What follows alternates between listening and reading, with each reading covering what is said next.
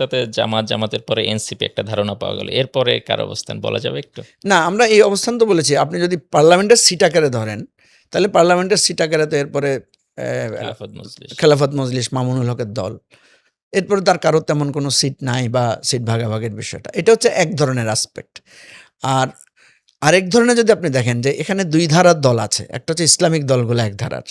আরেকটা হচ্ছে আমরা যারা ইসলামিক ধারার নাই, আমরা যারা ওয়েলফেয়ার বেসড বা ওই যে বললাম সলিউশন বেসড পলিটিক্সের কথা বলছি, অধিকার ভিত্তিক রাজনীতির কথা বলছি, সেই ধারায় কিন্তু এনসিপি এবং এবি পার্টি আলাদাভাবে আছে।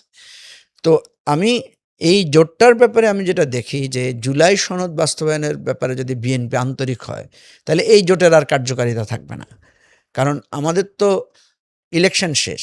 এখন আমাদেরকে যার যার রাজনীতির জায়গায় আমাদেরকে দাঁড় করাতে হবে এবং আমাদের এই রাজনৈতিক জায়গায় কিন্তু আমরা একে অপরের প্রতিদ্বন্দ্বী।